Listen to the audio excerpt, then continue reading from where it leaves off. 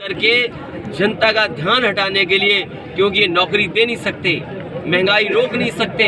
आज सोचो रुपया कहाँ गिर गया जा करके। वही लोग जो अमेरिका के डॉलर की बात करते थे, आज सोचिए रुपया कहाँ गिर गया जा करके। हमारे नौजवानों के पास नौकरी रोजगार नहीं है। क्या ये रोजगार नौकरी देंगे कि नहीं देंगे? इन्हें नौकरी रोजगार नहीं देना है, इसीलिए कभी मस्जिद का सवाल उठाएंगे, कभी ताजमहल का सवाल उठाएंगे। तो मैं तो ये जानना चाहता हूँ, अगर ताजमहल से इतना ही बुरा है इनको लगता है, तो उत्तर प्रदेश के मुख्यमंत्री जब अमेरिका के राष्ट्रपति आए थे, उनको उपहार में क्या देने गए थे? सर, जो परिवार वालों की मांग है सर 302 का मुकदमा दायर करने के लिए, जैसा कि दाह संस्कार हो गया, तो ये कैसे पॉसिबल? जान गई है और जान ली है पुलिस ने, इसलिए पुलिस को 302 का मुकदमा दर्ज करना चाहिए। और समाजवादी पार्टी परिवार की हर तरीके से मदद करेगी। लीगल मदद भी करनी होगी तो समाजवादी पार्टी लीगल मदद करेगी, सरकार मदद करे, नहीं तो समाजवादी पार्टी आर्थिक मदद भी परिवार की करेगी। गोपाल जी अलग से संगठन की बात कर रहे हैं, नेताजी भी अब आ गए हैं सपा की तरफ। सर, हाथरस कांड से संबंधित एक अधिकारी जो भाजपा से प्रेरित होकर आपके नगर चंदौली जिला के ही नगर चकिया में जो माननीय गृह मंत्री जी का निवास स्थान माना जाता है, वहाँ पर भी उनके द्वारा अवैध महाराजा के द्वारा वहाँ बसाया गया पूरा नगर है, वहाँ पे अवैध करार दिया गया है। पूरे वहाँ नगर के 400 परिवार को वो अवैध करार दिया गया है। भारतीय जनता पार्टी किसी को चैन से नहीं रहने देगी। भारतीय जनता पार्टी ये भी कर सकती है कि राजा महाराजाओं के किसी के कागज नहीं है। ये केवल महाराजा की दी हुई ज़मीन का सवाल नहीं है।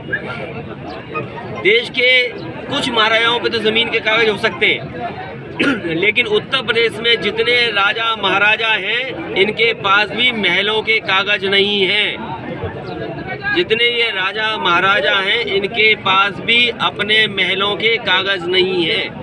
वहाँ के लगभग 400 परिवार एकदम बेघर हो चुके हैं। सरकार को उन गरीब परिवारों की मदद करनी है भाई। ऐसे सरकार जानबूझ करके गरीबों को परेशान करेगी, क्योंकि सरकार काम नहीं करना चाहती है।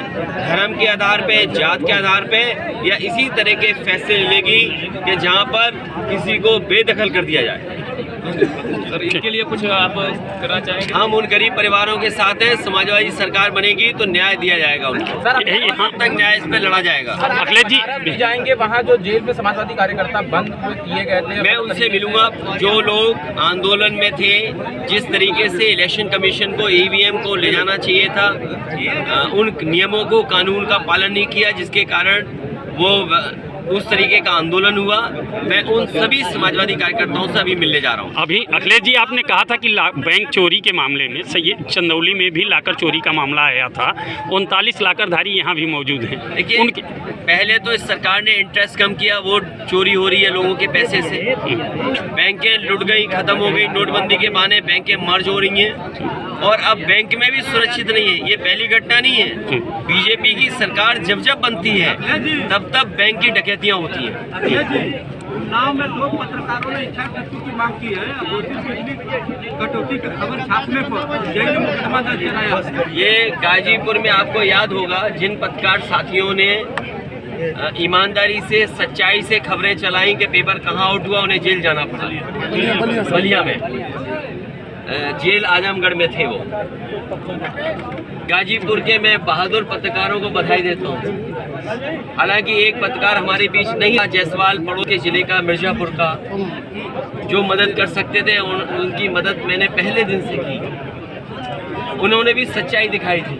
और आज ये उन्नाव में, इसलिए प्रेस के साथियों, आप भी अगर स्वतंत्र खबर दिखाओगे, अगर आपने ये दिखा दिया कि शराब का कारोबार इस थाने के माध्यम से, इन पॉलिटिकल नेताओं के माध्यम से हो रहा है, तो हो सकता है आपका ये मोबाइल छीन ले, कुछ धारा लगा दे, जेल में दे। ये लोकतंत्र खत्म हो रहा है और लोकतंत्र में आपका भी अधिकार है। आप भी एक मजबूत स्तंभ हैं। जिस समय प्रेस के लोगों को आज़ादी हो, तो सोच सकते हो हम लोकतंत्र में जी रहे हैं। और पुलिस स्टेट बन गई है। पुलिस से काम हो रहा है साहब। पुलिस को अधिकार दे दिए हर तरह के, डकैती हो जाए, लूट हो जाए, मर्डर हो जाए, कोई सुनवाई नहीं। किस पे झूठे मुकदमे लगने हैं, जात देख करके, किसके बुलडोजर चलना है, धर्म देख करके। इसलिए पत्रकार साथियों मैं आपका धन्यवाद देता हूँ। आप भी लड़ते रहिए, हम लोग भी लड़ेंगे आपके